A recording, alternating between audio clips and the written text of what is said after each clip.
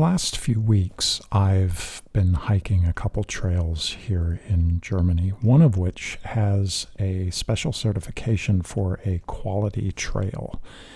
And in hiking that and the other trails, it's brought up in my mind a couple of issues that I wanted to talk about.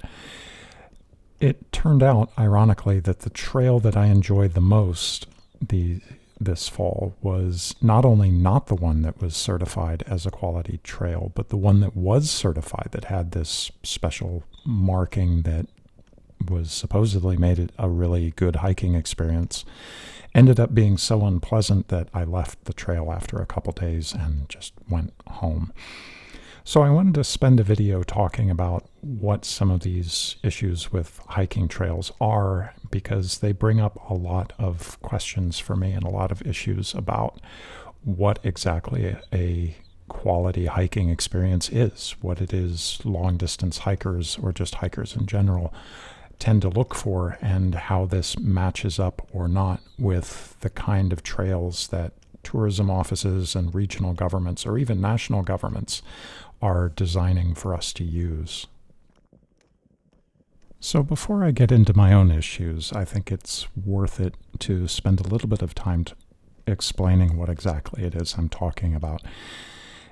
In German, the term is Qualitätsweg, Wanderbares Deutschland, quality path. For Wanderbares is a pun.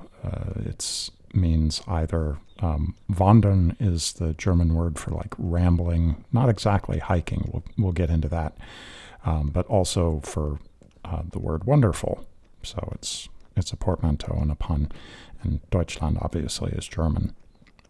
So the idea is, I think, actually a very good one, that you have a certification. It's difficult to get. I'm not going to get too deeply into the details about what all the different criteria are, but I was trained over the summer as an evaluator for that certification, and I've already done a trail evaluation myself, so I know what's involved. It's not easy to set up a trail to qualify for that certification. In short, it has to have a certain series of features that make it a pleasant hiking experience, and making sure that the trail has all of those features and that those are renewed every few years is an ongoing process. It does require some investment from whoever's managing the trail.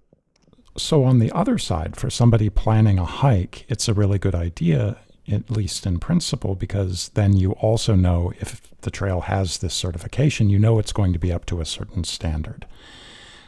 Some of those standards are things like it has a natural ground, so you're not walking on asphalt the whole time.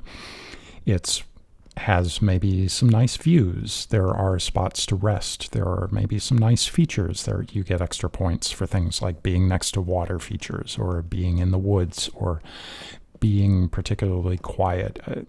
There's all sorts of stuff that you can get to sort of gather points to qualify your trail for that certification. From the side of both people planning their hikes and from the side of like local tourism offices looking to attract tourism, it seems like it would be a win-win for both sides. And so I think in principle, it's a good idea to have a certification like that, just because it makes it, for both planners and for hikers, a lot easier to know that the trail they're hiking is going to be a good one. So when I was planning my hike in September, that was one of the things I decided I wanted to look for. I wanted to find a trail relatively close to where I am, so I could get to it by train, that had the Qualitätsweg certification, so that I could see what it was like to hike one of those trails as a thru hike. And the trail I found that's within a few hours of where I am is the Harzer-Hexen-Stieg, the Harz Witches Trail, I think is how it's translated. It's in the Harz Mountains, which is a very well-known mountainous region that, well, I'll get into a little bit later. I'll get into some of the problems with the region itself. There are those as well. But the trail I'm on right now that you can see in the video, that's the Harzer-Hexen-Stieg. I've just completed the climb up from the town of Osterode to the ridgeline, and I'm now on relatively flat ground going forward. So this would be a good example of what this quality certification should look like. And you'll notice a few things right away about the trail. First of all, it's relatively flat. It's paved with gravel. You can see from time to time I'll look off to the side and there are some nice views. Like I said, it's a mountainous region. It's well known for having really pretty rock formations and in general being very scenic. So far, so good. So what then is the problem? Or what are the problems that I had with this trail? There are a few, and I'll get to them one by one. The first one I've already mentioned, which is the trail surface. So I'll talk about that a little bit. Like I said, this trail, as you can see, has been leveled, it's been graded, it's been surfaced with gravel.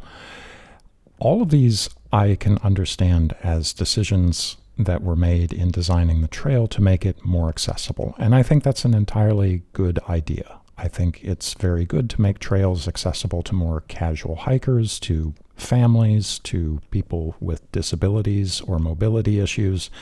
All of those are good ideas. I think that is entirely noble as an endeavor in designing trails to make it more possible for more different groups of people to have access to the outdoors and to get out into the wilderness. Where I run into problems, however, is that for me, as a hiker who's covering longer distances, 20 or 30 kilometers in a day, a trail like this ends up being extremely fatiguing. My feet hiking this trail and my legs and my back and just my body in general after about 6 hours of hiking. I think I got into the shelter at about 4 or 5 in the afternoon, was more tired out and more sore than when I was hiking the nominally much more difficult trail on the Forststeig. There I was clambering over rocks, climbing over fallen trees. I was bushwhacking at a couple points through completely undeveloped trail. I was sometimes taking wrong turns and finding my way going through brambles and all sorts of things. And despite all of that, I was physically in much better shape after even 8 or 10 hours of hiking. My last day, I went 40 kilometers, I think. And when I got to the train station, I felt tired, but not really all that sore. But here, after 6 hours maybe of hiking on this kind of trail, my feet were really, really hurting me.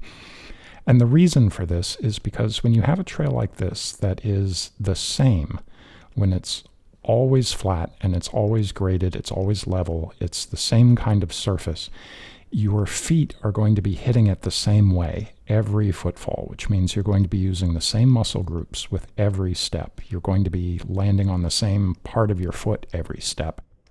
And that develops a repetitive stress on your foot that ends up being a lot more fatiguing and in the end, painful to walk on compared to a much less cultivated and developed trail. So that was the first problem. I think it's a mismatch between the trail's intended audience, its target group for who should be hiking a trail like this, or who would most benefit from hiking a trail like this, and the kind of hiking I wanted to do. That's not really any fault of the trail itself. Like I said, it has its place. It has a target audience that would really appreciate having a trail like this. It's just that this was not the kind of trail that really works for what I was doing.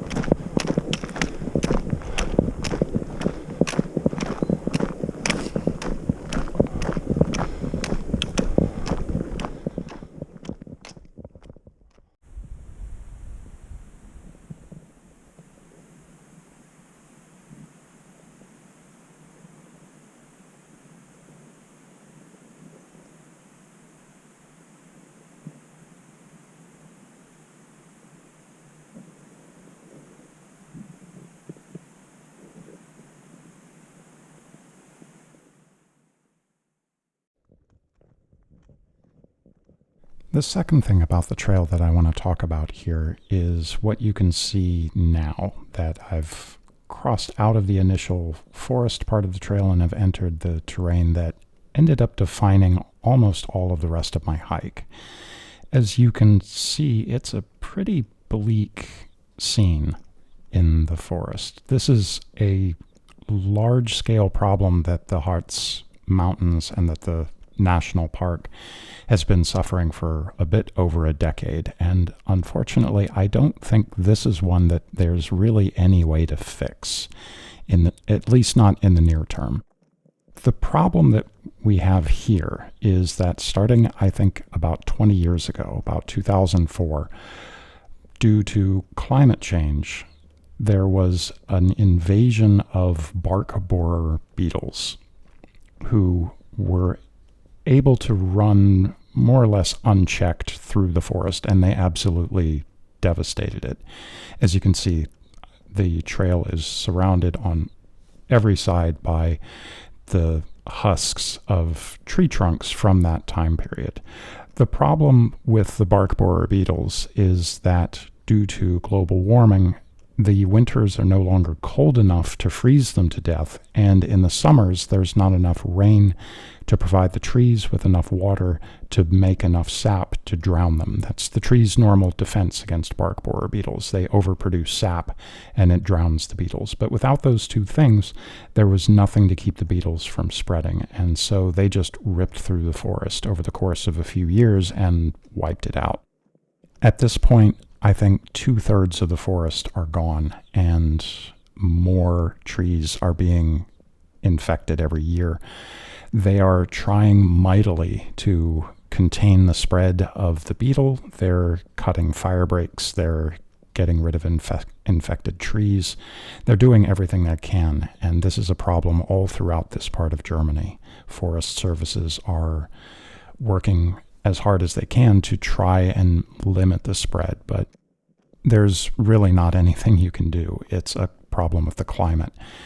So the solution that they have for the Harz forest now is that they are trying to let the forest regrow on its own in a much more mixed balance of trees. The bark borer in particular attacks spruce, and because spruce has been a very attractive tree for the lumber industry, for forestry services, for various reasons, for wood, for construction, for furniture, but also for heating, these trees have been planted as a monoculture. They've known for over a century that this is a problem, that spruce trees and needle leaf trees in general tend to be very bad for the soil. They deplete the soil. They don't decompose the same way that broadleaf trees do.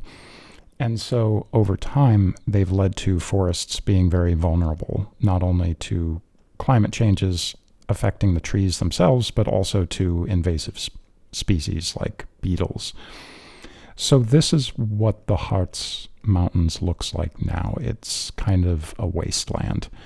It's going to take at least a generation, I think, before new trees can grow in the place of the ones that died off. It's going to take even longer than that before the forest is healthy again, probably a century. So I don't really know how something like this could be addressed. Like I said, there's not really any way to fix it.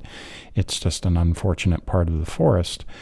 But for someone hiking through it, it makes it very depressing. As you can see here, as I'm hiking along this trail, I'm more or less out in the open at this point. There's no tree cover, there's no shade. I'm exposed to the elements. The damping effect that forests usually provide for noise is no longer there, so I'm able to hear traffic from far, far away. I can hear city noises. It eliminates almost all of the positive effects of being out in the woods for me, and it makes it much more like just hiking through an urban brown field.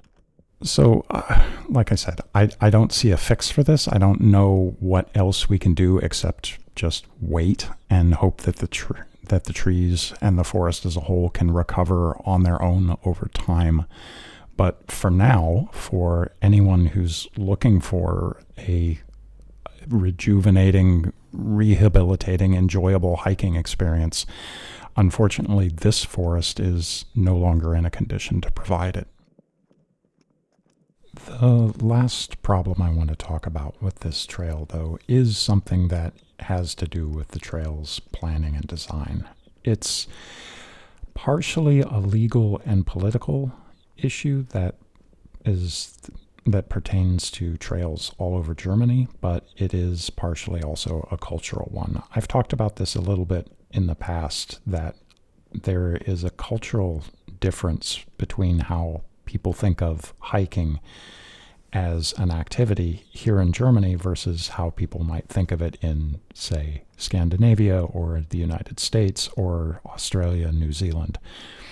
So I want to mention that first. In German, the word for hiking is wandern, which isn't really the same thing.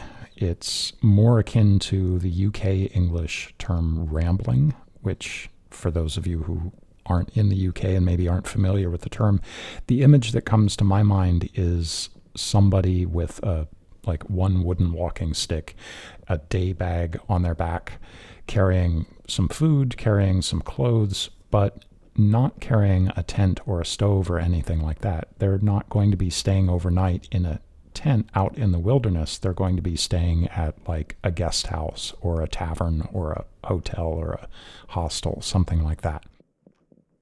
The idea behind that kind of hiking is something much more casual. The idea of thru-hiking, that is, carrying everything you have on your back and going on a hike that might take a week or 2 weeks or a month or the better part of a year, that kind of hiking is almost completely unknown here. It's part of the reason I have this channel and why I write my blog and everything else that I do on social media, is I'm trying to create more awareness of that kind of hiking so that trail planners and local governments will build more trails like that so I can hike them. But as it pertains to this trail, what ends up happening in the trail's design is, well, there are a couple things. The first is that, as is the case in many places in Germany, there's nowhere along the trail officially where you can set up a tent. It's not something they want you to do. And in fact, in some parts of the park, it's expressly prohibited, and you'll get a hefty fine if you try. There are some exceptions to that. For example, in my case, I arrived at a shelter, which was just a covered picnic bench with 3 walls and a roof, right before it started raining and started getting dark. And so when the ranger showed up, which I'm still not sure how he knew I was there, he showed up almost, I think, about a half hour after I'd arrived. So either they make the rounds and check all the shelters regularly, or there's maybe a camera somewhere. I did see a closed circuit TV camera elsewhere on the trail, so that might be the case, but that sounds a little paranoid. In any case, when he showed up and I explained that I was exhausted, I was really tired, the weather, as he could see, was turning bad, it was getting dark, and it was about to rain, he kind of reluctantly said, yeah, okay, you can roll out your sleeping bag and sleep in the shelter for the night if you need to. But, there's a hostel just another 5 kilometers down the trail. You could also stay there. He would have rather preferred that I do something like that. Because there isn't a legal or political landscape that is really conducive to people putting tents down on the trail, there isn't really any interest in building those kinds of sites unless it's something very specific. Like, for example, the Forststeig, they specifically set up sites for people to put up tents, and it's proved to be very popular. The Forststeig gets now about 15,000 visitors a year, which for a 100-kilometer trail is quite a lot. But in other parks and along other trails, that's not the case. There's a blog from a local, I think, hotel manager who does a lot of outdoor activity in the Harz forest, who writes quite extensively about how the Harz really isn't set up for that kind of activity out in nature. And in fact, it's exactly the opposite. His complaint, and one of the things that became my complaint on this hike as well is that that kind of hiking, on the one hand, is completely neglected. There's no interest in doing something like that because if you're setting up a tent just somewhere out in the park, you're not staying at a hotel. You're not spending money at the local hospitality industry's facilities. And so there's no real interest in cultivating that kind of use of the park. The other problem, though, and this is the part that really made me unhappy along the trail and ended up being kind of depressing even, is that they understand on a certain level that people do want to be out in the forest and they want to be out in a national park and enjoying nature and everything. And so there is, in the opposite direction, a lot of work to develop the park for tourism. That does not mean setting up sites for hikers. What it means is setting up more hotels, building resorts with attractions for not just for people doing like nature walks or biking around, but almost to the point of building theme parks.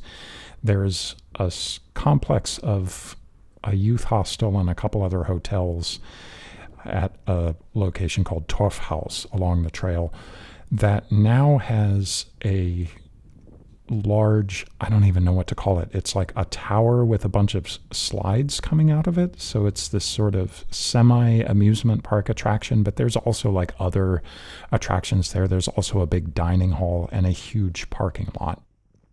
Those kinds of attractions, I guess, are nice from the standpoint of developing an economy, but they're not really pleasant to hike around. And so for me, this became the last straw for me along the hike, is I felt like the trail was not really designed for me. It was almost hostile to what I was trying to do. And on the other side, there was so much overdevelopment along the length of the trail that I couldn't get away from some kind of noise, some kind of civilization.